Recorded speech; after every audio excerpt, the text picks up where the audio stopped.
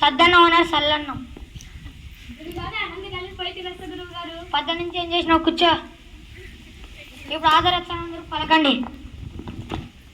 అప్సా, హుసేనా, పల్లవి, మల్లేశ్వరి. ఇప్పుడు మనం తెలుగు సందుల గురించి తెలుసుకున్నాం. గురువు గారు మా ఊర్లో సంధి బాడుగల సంధి ఉంది గురువు గారు. మీ ఊళ్ళో కురువ సంధి అల్లే తెలుగు సందులు అన్నీ. మా ఊర్లో తెలుగు సంధి కూడా ఉంది. ఆ తెలుగు సంధి కాదు, తెలుగు సందులు. ఉత్ప సంధి, ఉత్తుత్త సంధి కాదు, ఉత్ప సంధి. ఉత్ప సంధి ఉదాహరణ నేనెట్లు,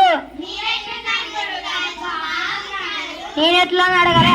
నేను ప్లేస్ ఎట్లు, నేనెట్లు. ఇత్వ సంధి మీ తోటలో విత్తనాలు ఇచ్చినారు అడగలే. ఇత్వ సంధి అన్య. ఇత్వ సంధి ఉదాహరణ ఏమంటివి, మీరు ఏమనలేదని నేను అడగల. ఏమి ప్లేస్ అంటివి, ఏమంటివి నేను అడగల. ఏమి ప్లేస్ అంటివి, ఏమంటివి. అత్వ సంధి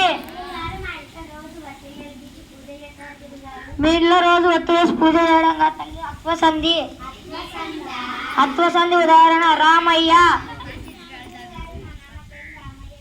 మీ నాన్న పేరు రామయ్య అని అడగల నేను. రామ ప్లస్ అయ్యా, రామయ్య.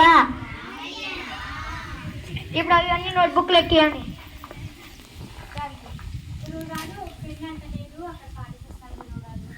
యాడికి